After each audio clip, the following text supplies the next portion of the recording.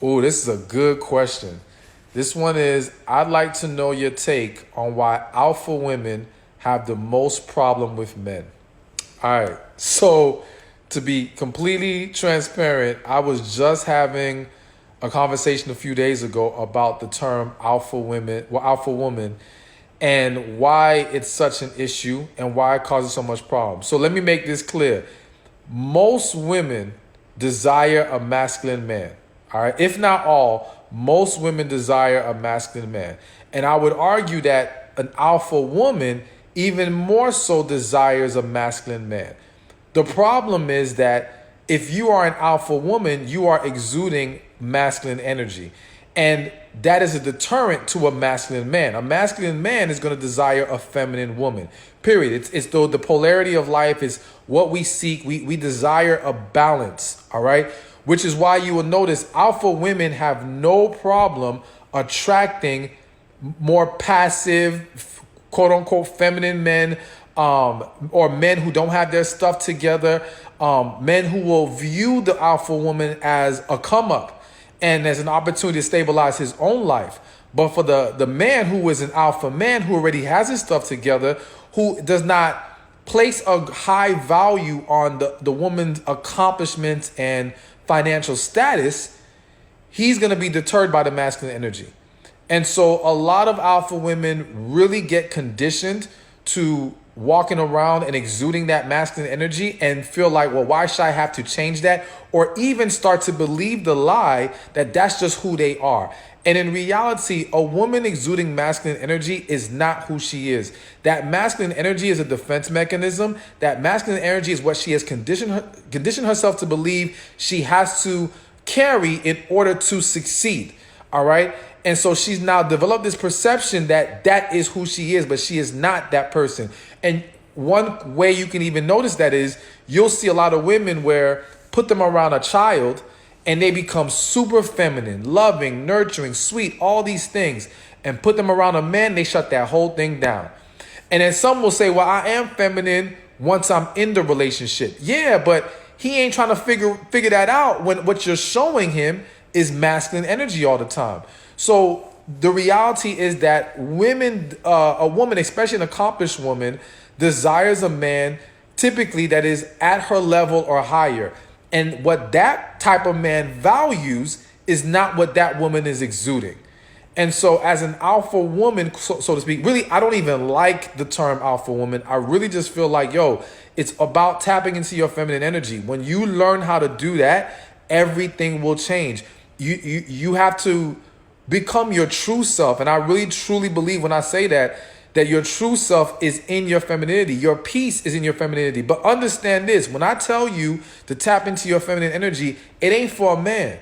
It's for you. Like, I guarantee you, regardless of men, you're going to be happier. You're going to be more at peace. You're going to be less stressed. You're going to find greater health when you get more in tune and exude more feminine energy.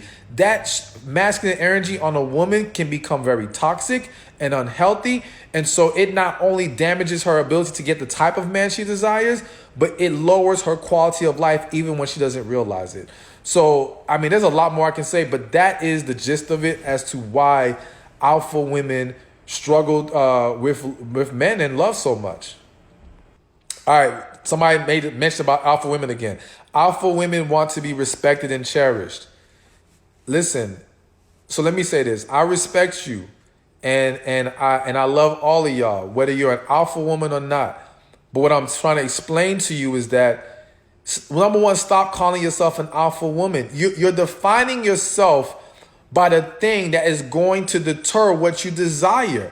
When you keep saying I'm an alpha woman, it's like you're pulling the masculine energy towards you as far as what you're gonna now exude, what you're now gonna walk in. And again, you want a masculine man. A masculine man is not gonna be down for that. Not in a relationship. Like, he might sleep with you.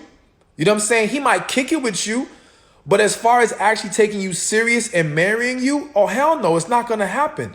You know what I'm saying? So if you want that, you got to tap into your feminine energy. There's no other way around that. I can't give you no sweet thing or make you feel good about being an alpha woman. Like, nah, again and again, you're not an alpha woman. You're a woman. You're a woman that knows how to handle business when necessary. That can be respected, cherished, and loved. But when you call yourself an alpha woman, you're now moving into the realm of having a dominant masculine energy. I'm not saying you can never have, like, we're all going to have both masculine and feminine energy. So I'm not telling you to get rid of all the masculine energy. This doesn't work that way. What I'm telling you is that it cannot be your dominant energy. Your dominant energy has to be feminine. Let the masculine energy come out when necessary in moments, all right? And you still have to know how to master that, all right, and not lose control of it. But you have to have femininity as your dominant energy. And again, this ain't just for the sake of getting a man. This is for you. This is for your quality of life. If you don't fix that, you're gonna have problems. That's just the way it is. I can't tell you no different. All right, so we getting a lot of alpha women comments and questions. So, all right, we're going to keep it going a little bit. This is a hot topic. Clearly, we got a lot of alpha or semi-alpha women on here.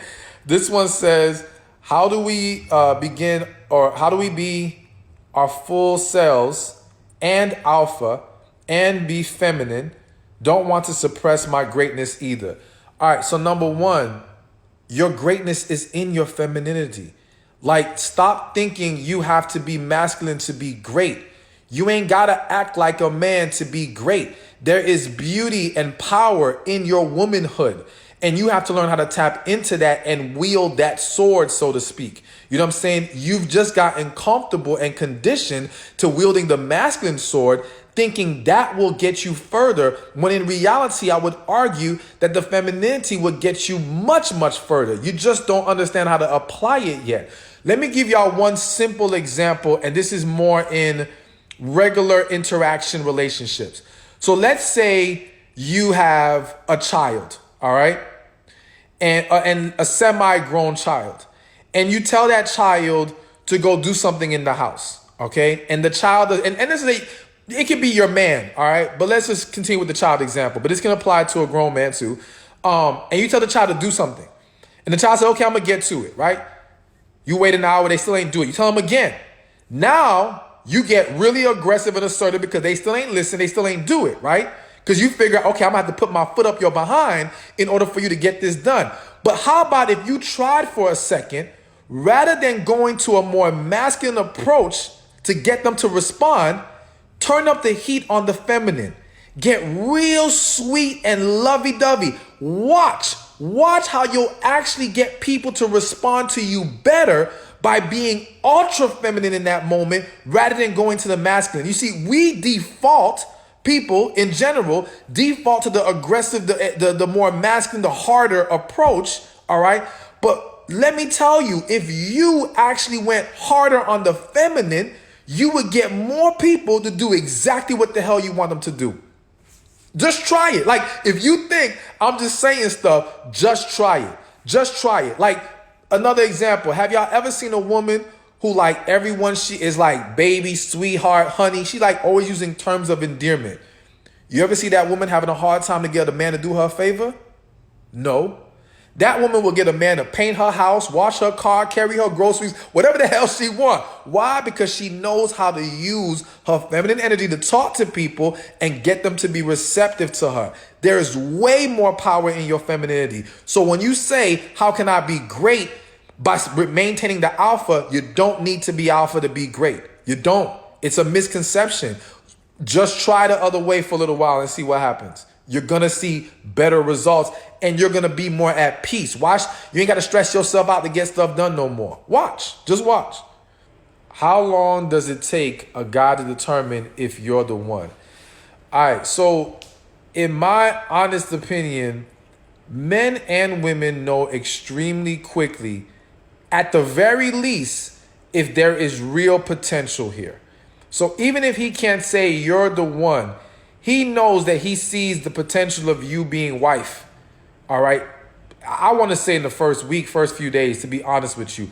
I think most who will dispute that are not intentionally looking for anything more or are not really open to anything more. But anyone who is open to it or looking for it, they see it very quickly. And then from there, it becomes, okay, Do we confirm that perception or do we undermine it? And it's like, okay, nah, I was wrong. This ain't gonna work.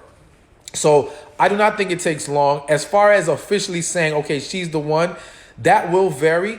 You know what I'm saying? And it's not necessarily about a time frame. It's more so about quality time spent. So, for example, if somebody could meet someone tomorrow and in 2 weeks, they only spoke for a total of 2 hours, right? And so it may take them a while before they can say, yo, I feel like this is the one. But you got other people who could meet, and the first time they talk for 5 hours. In that first week, they speak for over, 20, 30 hours. Like, so though they've known each other for less amount of time, they spent more actual quality time getting to know each other. And so their ability to recognize this person is the one is going to be a lot faster. But I also believe that I believe in connection, and connection is pretty instantaneous. So I do feel like people pick up on something immediately. Now, whether they're willing to fully embrace it as, yo, this is the one or not, that may take a little bit of time, but they feel it. When there's a connection, it's felt immediately. It doesn't take a long time for that. Should you tell your partner everything? I am of the personal belief that yes. I don't believe in holding anything back from our partners. I believe that when you're with the right person and there's a real connection, there's nothing we can't work through. And can you imagine being in a relationship where we feel like, yo, we know everything about each other? That creates so much security. That creates so much peace. That creates so much trust. Like, that's an amazing dynamic. Holding things back is just asking for trouble. So to me, it's like, yo, if I can't tell you all of who I am, then maybe we're not for each other. We just got to accept that. You know what I'm saying? If you can't accept my past and all these different things, like, granted, something's going to be hard to swallow. I get it. But I do feel like we should be able to share everything. We may not need to announce everything and be like, yo, let me give you my whole history. But if we have normal flow of conversation and questions are asked, be honest, be open, be transparent. You know what I'm saying? If we can't have that, then I think the relationship is going to be in trouble regardless. Is it true that one should wait at least 1 year or more based on how long your previous relationship lasted? No, that's not true at all. Again, time does nothing without the work you put in. And so it's not about the time, it's about the work. If you can heal in a matter of months, then you can get back out there and date in a matter of months. If you take a year off and you still haven't healed, then you're still not ready. So year or no year, it's about, have you healed? Have you learned? Have you grown? You know what I'm saying? Have you positioned yourself properly to receive what you desire? If you have achieved that in whatever time frame, then you are ready. It's about the work. It's not about the time. My twin's father is physically abusive and mentally abusive. Why do us women keep putting up with men like that? People ask me why I stay, but I don't get it myself. All right. So one, let me just say I'm really sorry to hear that you are in a situation like that. And I just want to encourage you to, one, check out the domestic abuse hotline. There is a number. I wish I had it handy right now, but if you Google domestic abuse hotline, the national hotline, there's a number you can call. They have resources. They specialize in these areas. So I would encourage any woman or even man, because this happens to men too, who are in abusive relationships, please reach out to get some help. Even if you don't feel like you're ready to make a move as far as leaving, I understand that's hard for some people, regardless of whether you clearly you should, but I know that can be difficult for many for various reasons. At least reach out to the hotline to listen to what they have to say, get the resources, start to prepare yourself mentally for what needs to happen in your life. Now, as far as why so many women continue to put up with this, it stems from a lack of healing. Plain and simple. And the reality, that can vary as far as some of you have grown up in abusive households and now you have normalized abuse. Some of you have developed unhealthy attachments to that specific individual. Some of you may be scared to be alone. Some of you may have financial attachments to this individual. Like, there's so many various reasons as to why, but in most cases, there is a lack of healing somewhere that causes you to struggle and entertain toxic relationships. So you can't just focus on the person that you're with right now. You got to focus on your life. What haven't I healed from in my life, in my childhood, in my past relationships, whether it be your parents, siblings, whatever. Some of you have been sexually abused and you've never addressed it, and you do not see the correlation between unresolved trauma from sexual abuse and the relationship that you entertain as an adult. But there is a correlation. It absolutely contributes to why you are there and why you struggle. So if you want to really break yourself free, because the key is this, listen, even if you leave this relationship, which I pray to God you do, and anyone who's in an abusive relationship, I pray all of you do leave that relationship. If you don't heal, then it is very likely you will find yourself in another unhealthy relationship. So yes, I want you to leave, but I 100% want you to heal. That's what's important. So whether you go to a therapist, a coach, I have a book called Love After Heartbreak that gives you the steps to healing. You can check that out. Get help somewhere. Again, call the National Domestic Abuse Hotline. They have free resources. They specialize in this. I highly encourage it. And also talk to God too. God don't want you in that situation. God never wants you in that situation. You know what I'm saying? And so I believe connecting with God will help. But a lot of times when we entertain the toxic, we become even more detached from God. And so recreating that connection with God can help strengthen us in moments like that and in unhealthy situations. All right. How long do you give your guy a chance to get your money on his feet? I mean, I'm assuming to get his money and get on his feet. He seems to have an excuse for why he can't move forward and living off me. All right. If he has excuses and he's living off you, time's up. It's a wrap. You ain't got to give him another month. You ain't got to give him another week. You ain't got to give him another damn day. Here's the thing. I'm okay if you want to give a man an opportunity to get himself together if he is showing an effort, if he is putting in the work, he is actually trying. And here's the key. Okay, he can't provide financially. Well, then take your ass in that house, go fix something, go run some errands for you.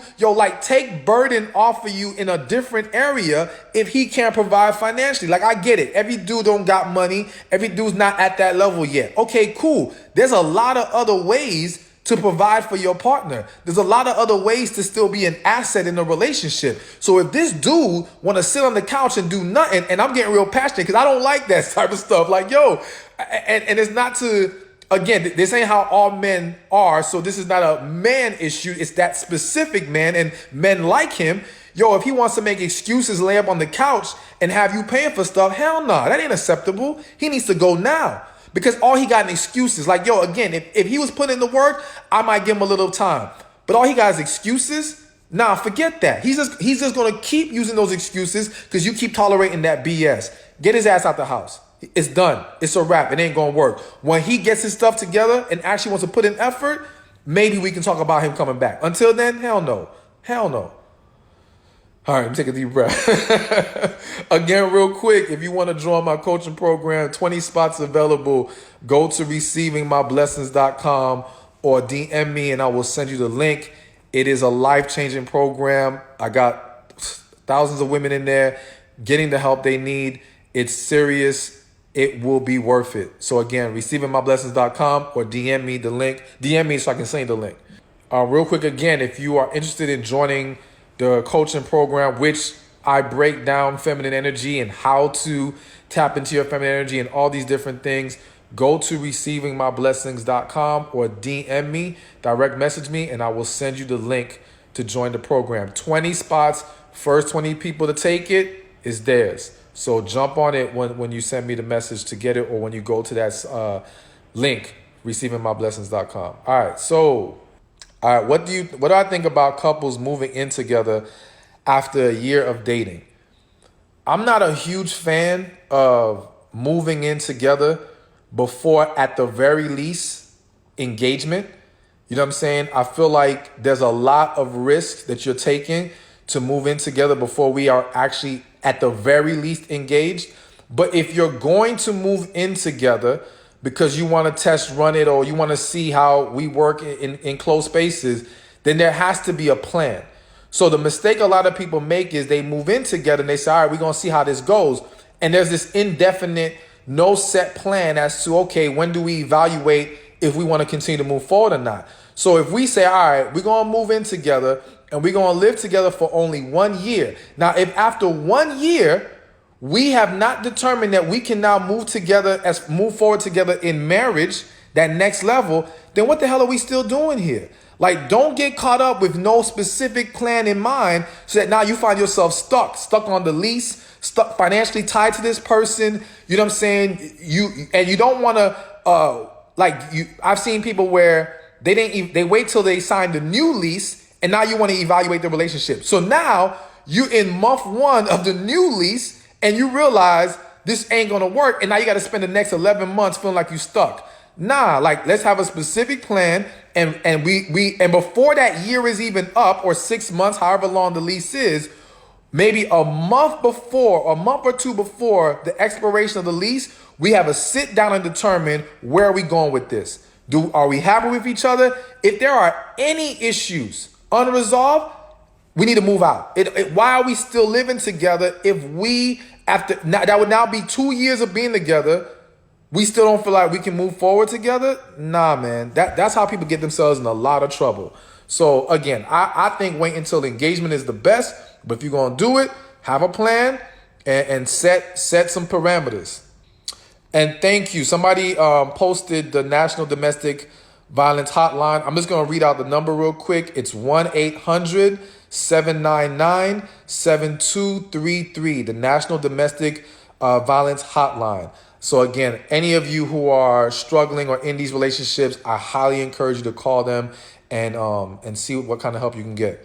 All right. Do you think it's possible for a man to be in his early 40s, still being processed on the other side of healing and deliverance by God, is worth waiting for if you feel he's the one? All right. So let me explain something to you. You never ever wait for someone. You don't wait on people, you wait on God. Let me explain the difference, all right? If you pray and you ask God, this is the one for me, and you feel God's telling you this is the one for you, and you ask God, okay, how shall I proceed? And God tells you, okay, you need to wait, and in that waiting, there's some things you need to work on, then by all means, you wait because you're waiting on God. You're waiting on what God told you. You're being obedient to God. You don't wait on people. You don't wait on people who say, well, just give me some time. I'm going to do this. Boom, boom, boom, boom. People are fickle. And I don't believe in putting 100% trust in nobody because, again, the only person you can fully trust is God. So you got to be mindful of, why are you there? Why are you waiting? And again, even if you are quote unquote waiting, it's not really waiting. You are preparing to receive. So preparing to receive means you still need to be active in your growth.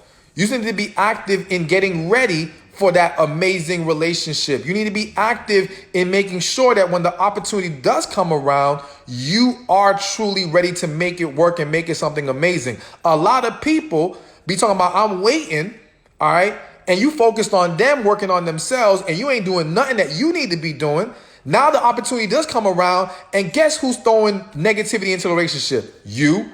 Because you have some baggage you ain't realized. Because you got some things you get triggered from that you completely ignored because you made it about them having to work on their issues, acting like you ain't got some things you need to work on, acting like there ain't some things you need to get set straight before you get into a relationship. So please make sure if God's gonna have you wait, then that means he gonna have you preparing for something. And you need to find out what you need to be preparing for, what you need to be doing in that preparation process. Is dating a younger man a bad idea? No, it ain't about, listen, as long as the dude is legal, so like age is not an issue as far as I'm concerned, as long as we're keeping it all legal. So please, no illegal activities, no underage dating. Outside of that, nah, it's not about the age, it's about the person. It's about the connection. And I think people get so hung up on age, and it's kind of a ridiculous thing because, and I don't say ridiculous to be insulting to anyone who does take issue with age gaps. However, let me put it to you like this. If you met a man tomorrow, right, and y'all hit it off, and you guys are vibing. There's a connection there. You have everything. You got things in common. Like, everything is perfect. Like, you're like, man, this is the one. And then 3 days later, you talk, and it finally comes up how old he is, and it turns out he's 7 years younger than you. What did finding out he was 7 years younger change about the connection? Change about the vibe? It changed nothing other than your mental perception of what is appropriate with age gaps. And that's kind of ridiculous. Like, yo, we can't see the age. Well, in most cases, we can't see the age. So we're seeing the person. And if everything is right with the person, then why would we let the age deter us? Again, keeping it legal, all right?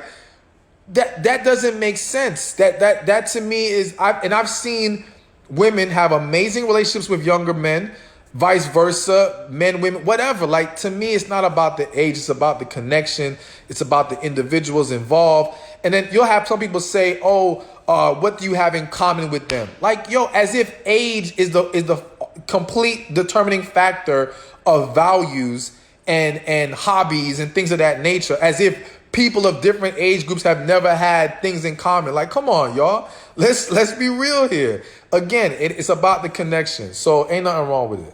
Someone said being feminine isn't all about being sweet and lovey-dovey. It isn't all about that. No. There's so much more to feminine energy, but understand that when you are cold, when you are hardened, when you have walls up, then you're going to exude masculine energy. That is the reality of it. You may, because there's a lot of women who say, well, I am very feminine in the relationship. But the problem is the guy doesn't get to see what you are in the relationship. They're seeing what you are on the surface and what you're giving off. All right. And again, there's nothing wrong, or we have to accept that most women want a masculine man. Most men want a feminine woman. At least men who are in their masculine energy. That is just the reality of life. You know what I'm saying? And I think people are fighting it, but we have to stop fighting that reality. Listen, show me a couple where the woman is the masculine and the man is the feminine. And in most cases, even if she's okay with it initially, she will grow tired of that man. She will lose respect for that man. The sexual energy will be highly diminished in that relationship. And everything will start to fall apart. And what you will see is if that woman ever steps out the relationship, you know who she gonna cheat on that man with? A masculine dude. Like, she gonna find her an alpha man, and that's who she's gonna end up hooking up with. And it's the same thing that happens on the other side. So there is what I call the balance of relationship energy. We crave that balanced energy. We crave that opposite energy. And so we should not fight that reality. But yes, it's more than just lovey-dovey and sweet, but you do have to understand that if you are very hardened and cold and very aggressive, that's going to give off masculine energy, and that's going to work against you, especially in receiving or finding the type of partner that you desire. Is it true once a cheater, always a cheater? No, it's not true once a cheater, always a cheater. One, let me say this, and this might not be a popular opinion, or a popular perspective. I believe everybody on this face of this earth is capable of cheating. All right. Not that everybody does cheat. Everyone is capable. It takes the right situation, right buttons pushed, right dynamics. It can happen. All right. So no one is 100% free of ever possibly doing it. However, with that said, a lot of people do not engage in it. And even some who have once fallen into that behavior, it was a lapse of judgment. It was a mistake. It was, there were various factors that contributed to it, but it wasn't about them being quote unquote a cheater at heart. All right. There are some people who approach relationships with the mindset of cheating is natural and normal. So they already set their mind on they're going to end up doing it. While there are others who genuinely believe in being faithful and loyal. And yes, there are plenty of men who believe in being faithful and loyal. And so there are some situations where some of those men have fallen into it. But again, that doesn't mean they're going to always do it. So bottom line, to wrap up that question, no, once a cheater is not always a cheater. You got to take a deeper look at what's going on with that person, why they even cheated. Are they cheating because that's the lifestyle to them? Was it an isolated incident? You know what I'm saying? And so that's my take on that. Once again, real quick, you want to join the program, 20 spots, first 20 people to take it, receivingmyblessings.com, or send me a DM, direct message, and I will send you the link so you can join the program. Is there something wrong with a person that's content with being single? Ain't nothing wrong with you or anybody who's genuinely. So let me be more specific. Ain't nothing wrong if you genuinely happy and at peace with being single. Number one, you should find happiness while you are single. You ain't got to be happy that you are single, but you still need to find happiness while you are single, all right? However, let me just point this out. There's a lot of people talking about they content single, and you're really just scared to put yourself out there. You scared of being vulnerable. You view relationships as trouble, as potential hurt, and so you ain't really content. You just hiding behind the rock. You just hiding in your little corner. So don't lie to yourself. Be real about what it is. Now, if you're really at peace, if you're really happy, cool. Nothing wrong with that. Nothing wrong with that. But if you are just convincing yourself that you are okay with it and happy with it to validate your fears, to validate your unwillingness to put yourself out there, then that's a problem. That's a real problem. All right. So you need to heal, because I've seen a lot of people. I've had women come up to me at events, much older women, who they lied to themselves for years, for decades. I'm good. I don't need no man. I'm fine single. And now they, whatever Asian, like, yo, I'm lonely and I do want a relationship. And when they really came out with it, they were like, I always wanted one, but you know, they lost themselves in their work, or they hid themselves in their work. They hid themselves in their kids. Some of y'all using your kids to hide and trying to validate it by, I'm just making my kids come first. You just scared. Let's start fronting. Let's start fronting, because guess what? You can still be there for your kids and give them love and still be there for yourself.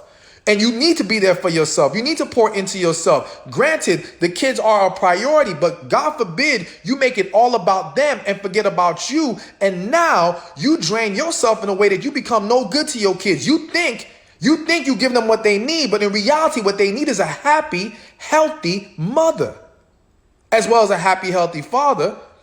All right? Because most people's issues come from dealing with toxic, damaged parents.